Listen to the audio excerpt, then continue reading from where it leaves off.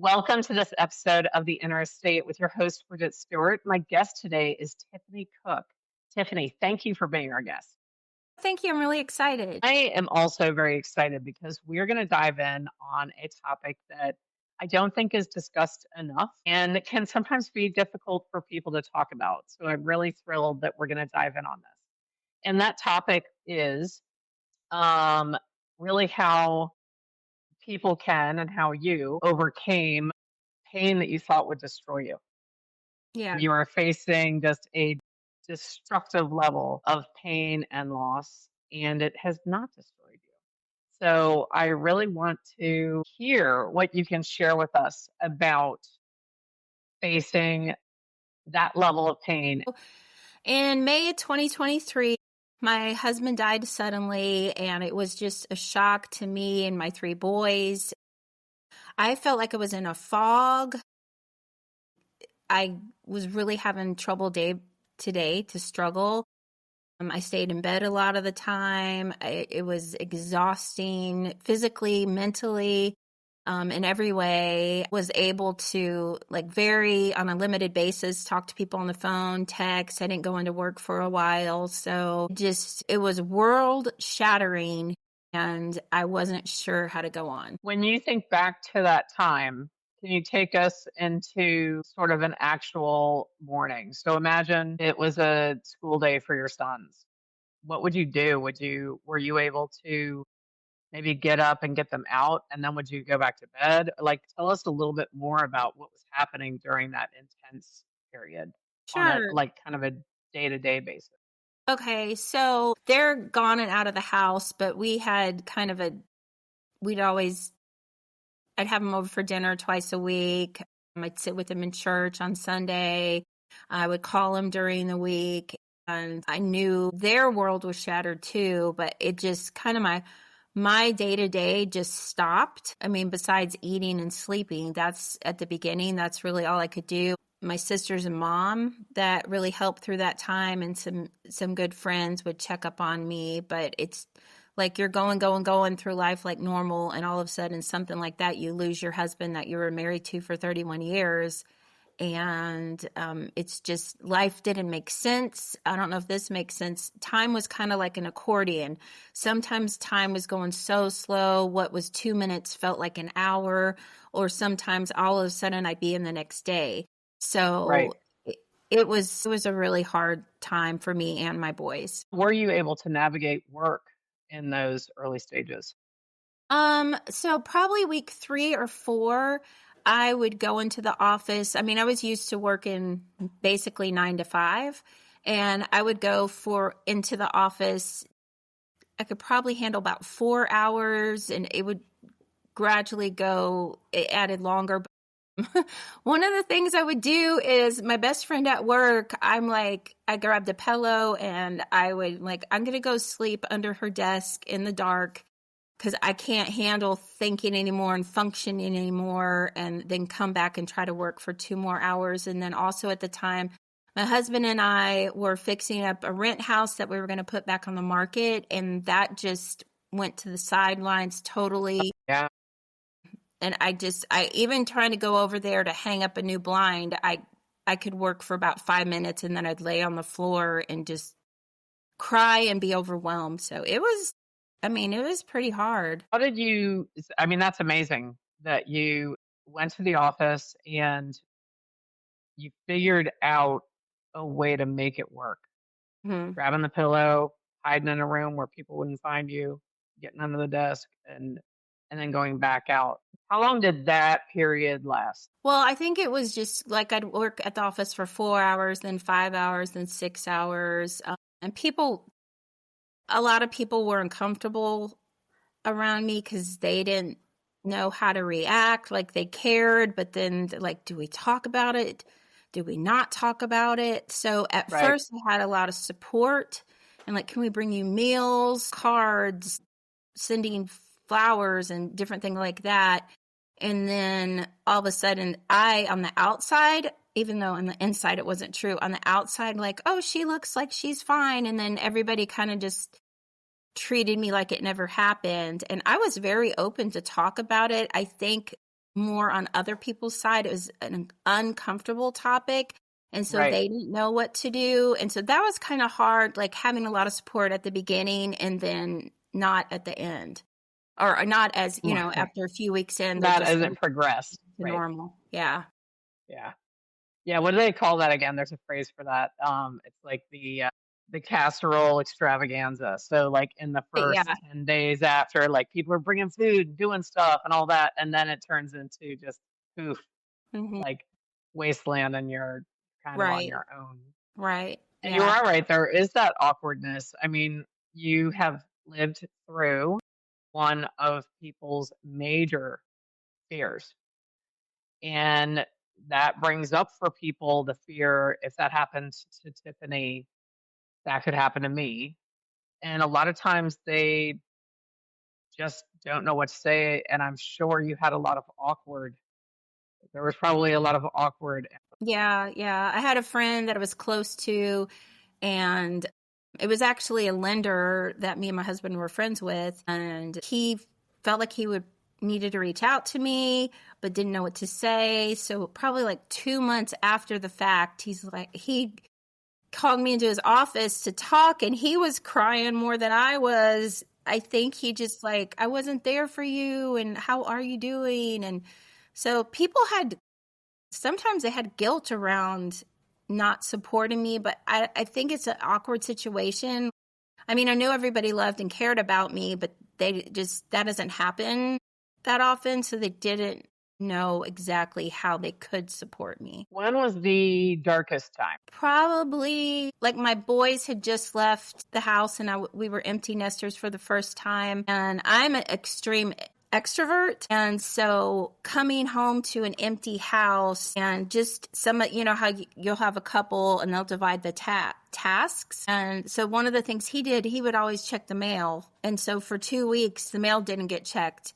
And then I had to take the garbage out by myself. And it was just like, okay, this is all me now.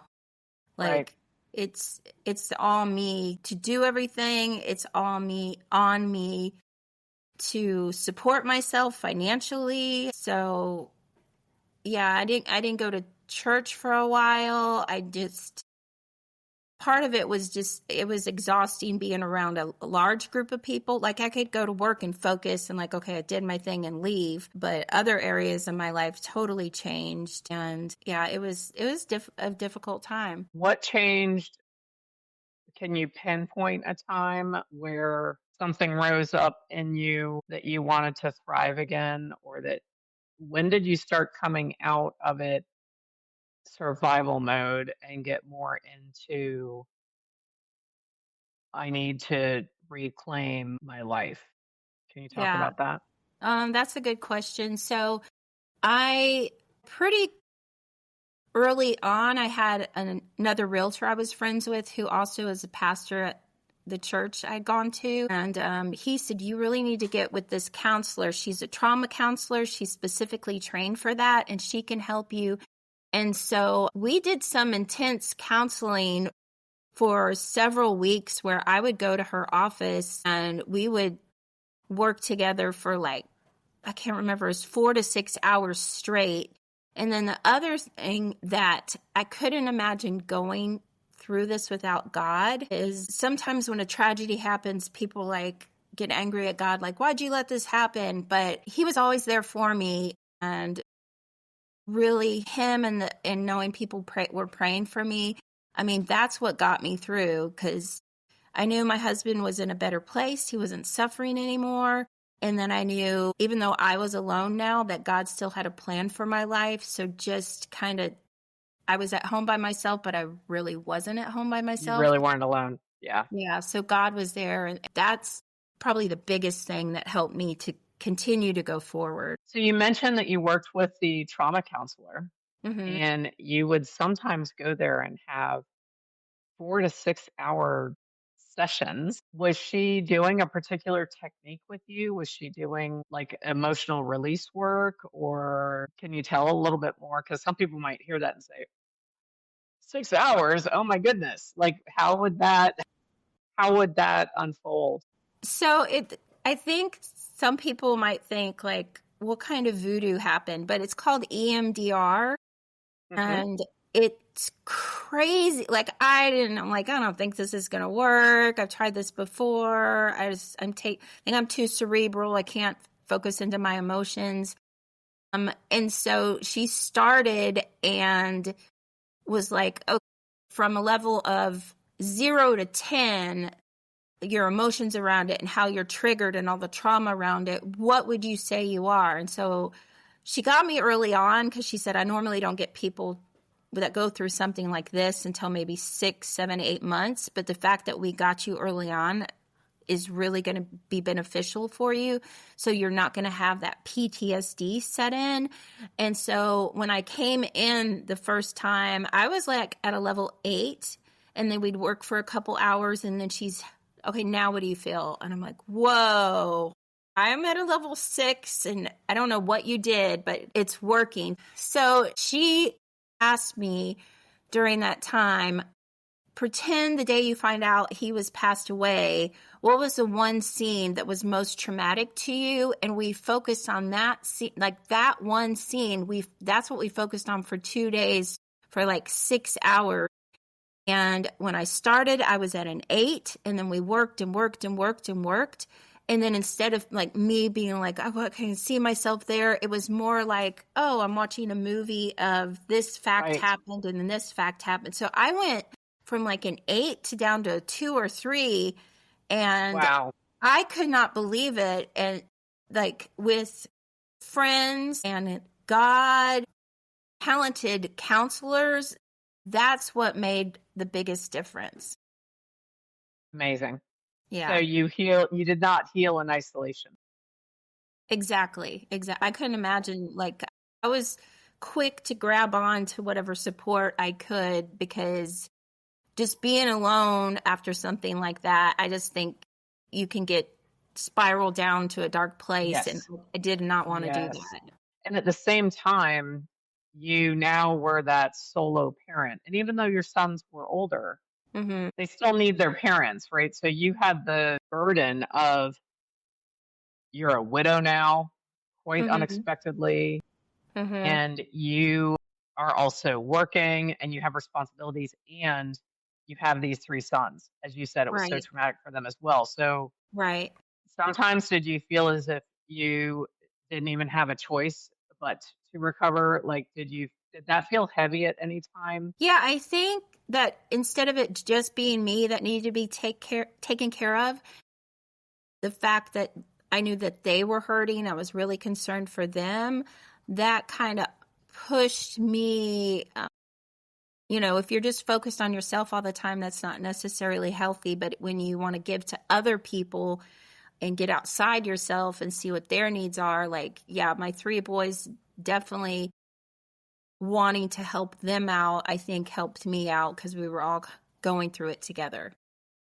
When one of the things that I've heard about and that I have experienced to a degree, sometimes after a loss, like you reach out, you take care of yourself the best you can. It sounds like you did give yourself time to recuperate, heal, sleep, and eat. Hmm. As you said, those rudimentary beginnings.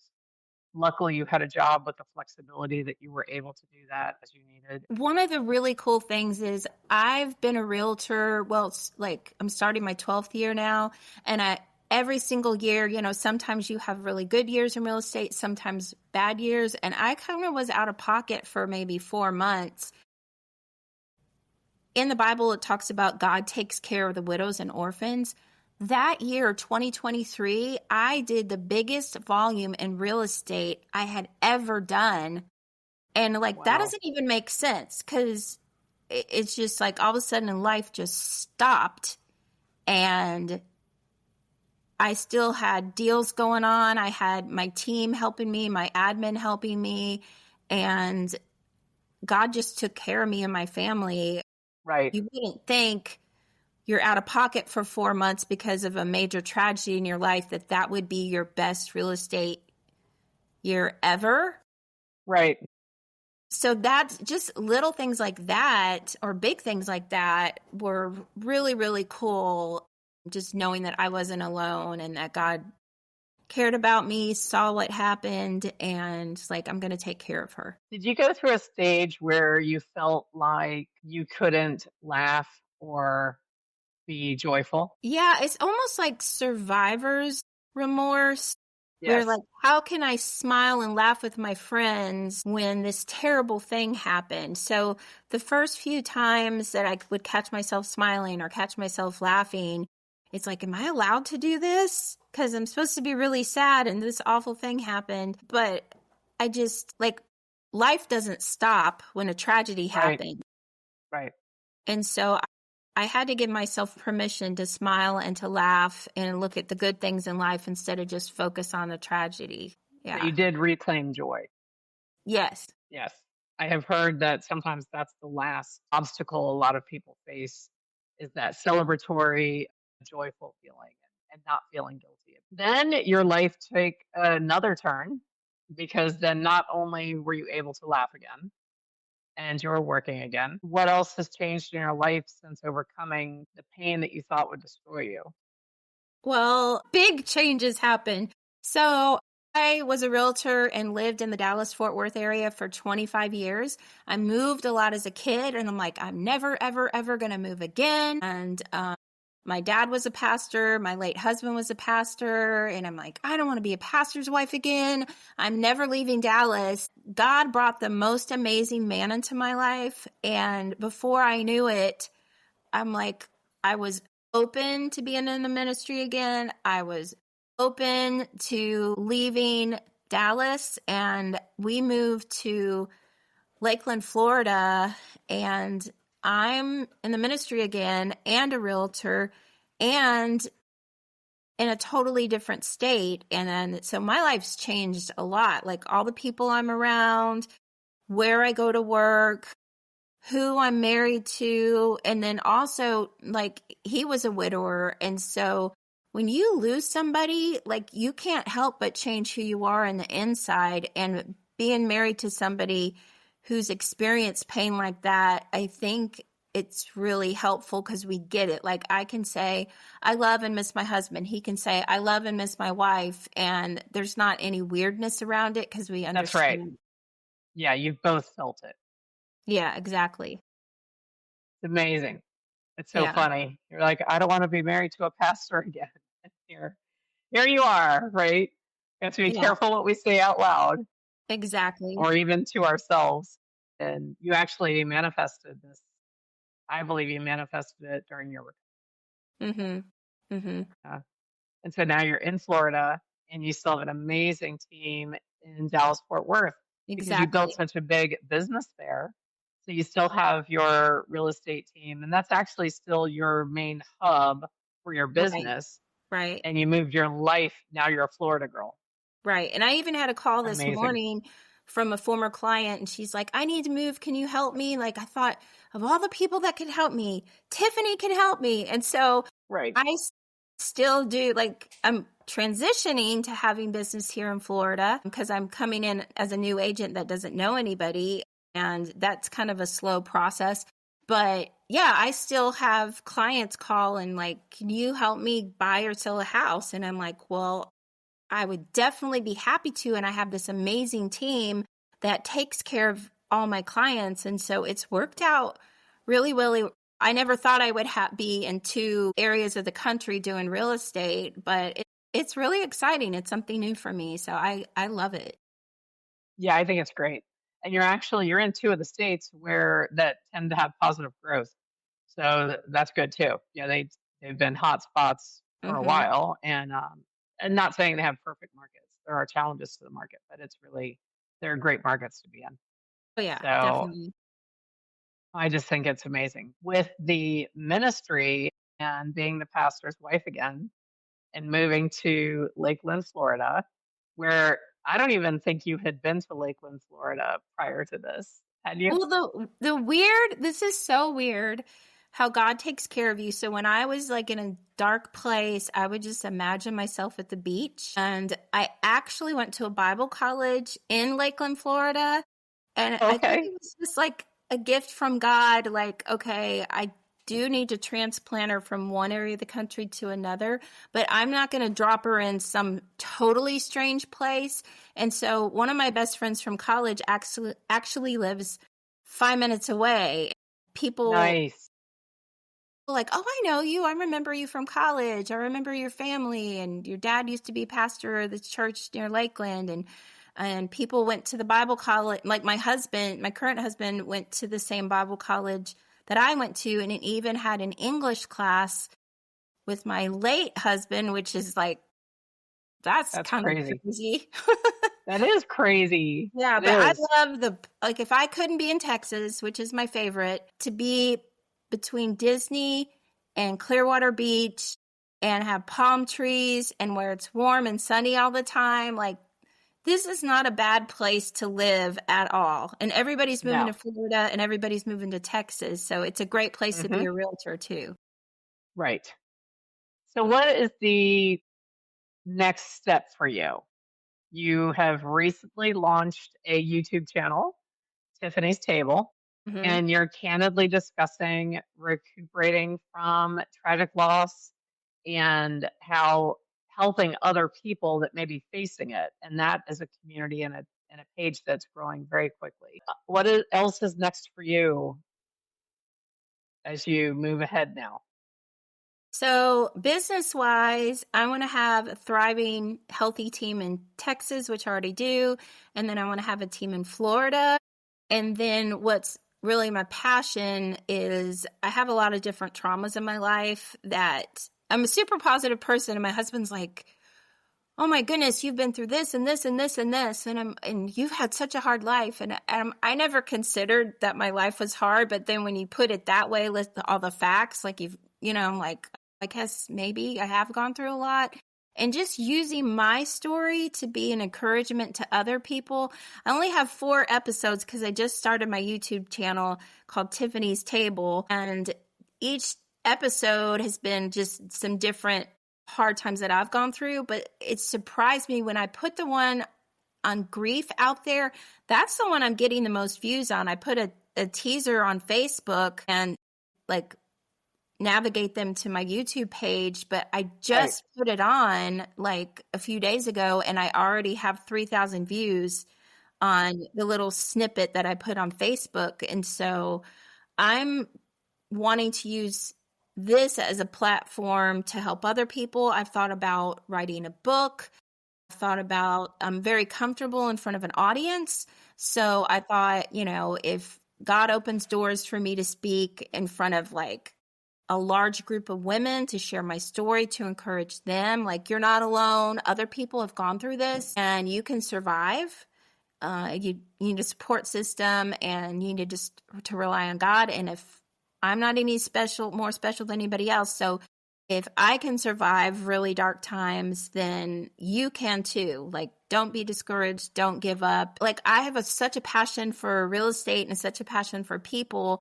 And now I'm seeing God. Well, okay. So my tattoo is beauty for ashes. It comes from Isaiah Nice. 61:3, where God can take the dark, hard times you've gone through, the tragedy you've gone through. And even though like it still sucks that you went through that, bring something good out of it. And so I think my story can help other people. So I'm really excited how that's going to all happen. I am too. It's really, as you've seen from that one video getting that many views, people are hungry for connection. They're hungry for the inspiration of someone who has made it through.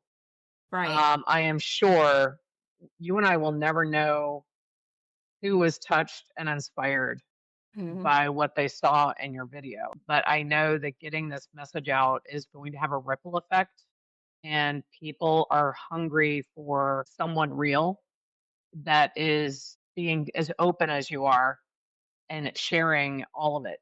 So I Hmm. just think that this, even this to me for you could almost become like a secondary ministry. Hmm. It somewhere beyond Lakeland, Florida. Now you've gone international with sharing this.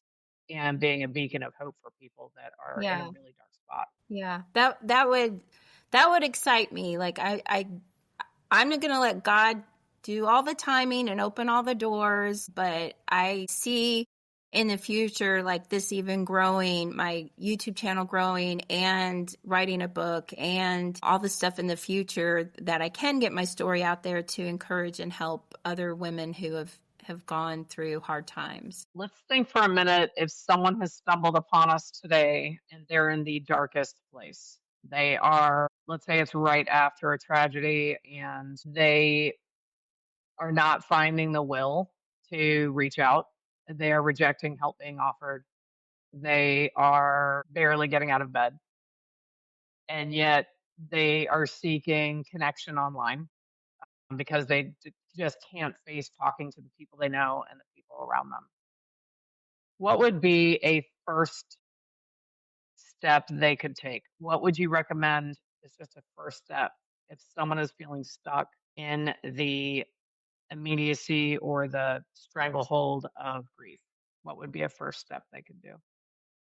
Well, knowing that it doesn't seem like life could get better, just deciding to go forward even when it's painful. And also, I can't emphasize enough the benefit of getting with a good counselor, because if they're specifically trained in trauma and grief, sometimes talking to a friend, they're not going to totally get it and they really care about you, but they don't always know what to say.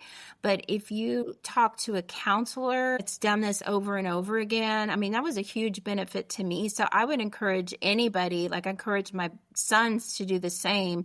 Get with somebody who can pour into your life and can listen to your story and can kind of guide and direct you, like, you can do this. I'm here to help you. I'm here to listen, and can just give you some step-by-step guides on how to go forward, because most people haven't experienced something like that. And even though they care about you, they don't know. It's just awkward. They don't know what to say. So a professional could definitely help. And that's what I experienced, and that's what my sons experienced, being able to talk to somebody. And then there's so many, now with the internet and everything, there's so many resources out there. I joined some groups on Facebook of other people who the exact same thing that happened in my life happened to them. So reading their stories, reading how they felt, I'm like, wow, I felt the same way, and how they're going forward encouraged me too. And so just, you can look at your immediate family and friends, but sometimes going beyond that can be really helpful, connecting with people who understand and connecting with professionals that know how to help you out. So I Right. would definitely That recommend that. know actual techniques to help you move forward. Right. Because some of the times, the people that love you the most out of care, they can actually, I don't want to say be harmful, that's dramatic, but sometimes they can hinder your progress because they want to coddle you Right. because you've been through such loss, right? And sometimes, usually in the grief process, you're going to have a tipping point where the coddling is not beneficial anymore. It Yes. actually can slow someone down, right? So Mhm. it's good to get that neutral, experienced person that can help you. And don't put a lot of pressure on yourself, like, okay, I need to be over everything by this date. Like, oh, it's Right, been this long, and why am I still stuck and having a hard right. time? Like, everybody's different. Everybody's grief is different. Even my three boys, Mhm. I have twins, they're grieving totally different from one another. And so just to have grace for yourself, to just let time happen and healing happen in the specific way, and don't put pressure like I should have done this, or I should be doing this, or I should be better by this time. Just being gentle with yourself and doing the little steps that you know how to do to help yourself out, but not feeling like, okay, life should be back to normal. It's been a year, like what's wrong with me? Mhm.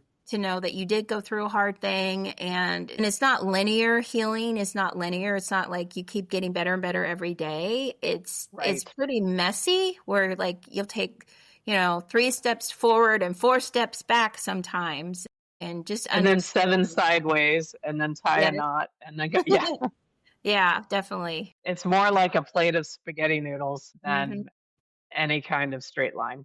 Yeah, yeah. Yeah. Yeah. Well, I think that that's really good advice. And it's something people really should keep in mind. Because then when you become critical on yourself, you can just delay everything.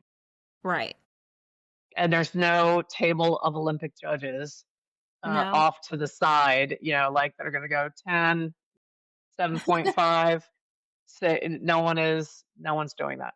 Right. And anyone who might be doing that, they can get on the freeway and take the That's true. One of the crazy things is sometimes the people you think that are going to be there for you during your darkest moments don't know how to handle it, and they kind of shy away. And then other people you wouldn't even have imagined that would be there for you, they come to the forefront and they're like, Tiffani, what can we do for you? right. Pray for you, help you out in practical ways.